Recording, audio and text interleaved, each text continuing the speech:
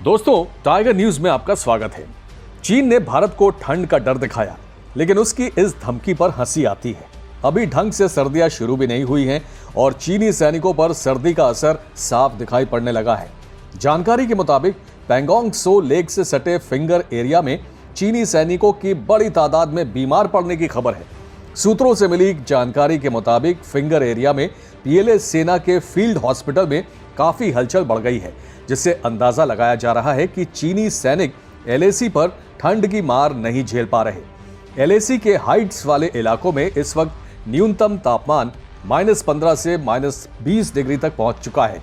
साथ ही सर्द हवाएं भी काफी तेज चल रही हैं, जिसके चलते चीनी सैनिकों के लिए मुश्किलें बढ़ती जा रही हैं। चीनी सैनिकों को फॉरवर्ड लोकेशन में तैनात होने की कोई खास ट्रेनिंग भी नहीं है। चीनी सैनिक लद्दाख में तनाव शुरू होने से पहले तक अमूमन एलएसी से काफी पीछे गैरिसन या मिलिट्री छावनी में रहते थे। फिंगर एरिया के अलावा पैंगोंग त्सो लेक के दक्षिण में कैलाश रेंज की पहाड़ियों पर भी चीनी सेना को खुले में चौकसी करनी पड़ रही है, क्योंकि कैलाश रेंज की मुखपरी, गुरंग हिल, मगर हिल और रेचिनला दर्रे की हाइट्स को भारतीय सेना ने अपने अधिकार क्षेत्र में कर लिया है। यहाँ चीनी सेना की पहले से कोई तैनाती नहीं थी। भारतीय सेना की डोमिनेंस को देखते हुए चीनी सेना इस इलाके में मोल्डो और स्पैंगूर गैप छावनी से आगे बढ़ गई है, लेकिन स्थायी बेस न होने के चलते चीनी सैनिकों को काफी दिक्कतें आ रही हैं।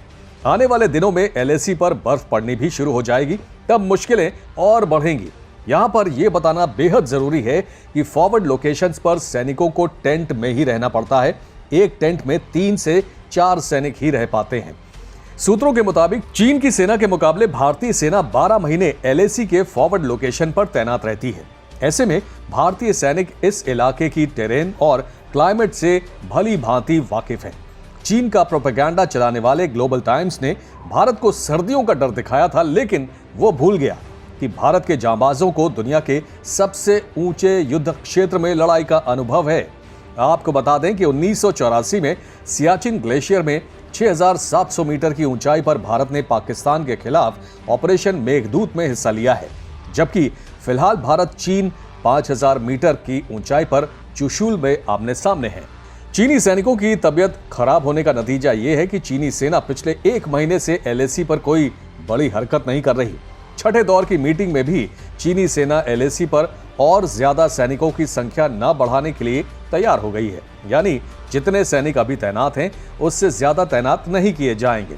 एक अनुमान के मुताबिक दोनों देशों के करीब 50-50 हजार सैनिक इस वक्त पूर्वी लद्दाख से सटी 826 किलोमीटर लंबी एलएसी पर तैनात हैं, जो काराकोरम दर्रे से शुरू होकर डीबियो, डेप्सांग प्लेन्स, गलवान घाटी, फिंगर एरिया, कैलाश रेंज से होती हुई चुमार और डैम चौक तक जाती है।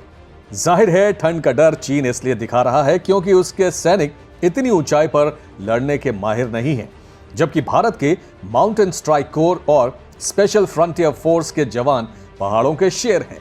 जाहिर है ऐसे में सर्दियों की टेंशन भारत को नहीं, चीन को है। Tiger news desk. दोस्तों, अगर आपको हमारा न्यूज कंटेंट पसंद आ रहा है तो अपने चैनल टाइगर न्यूज को लाइक, सब्सक्राइब और शेयर करें। साथ ही बेल आइकन जरूर दबाएं ताकि आपको ताजा तरीन खबरों और इंफॉर्मेटिव जानकारियों से जुड़ा नोटिफिकेशन मिलता रहे। तो जुड़े रहिए टाइगर न्यूज के साथ। धन्यवाद।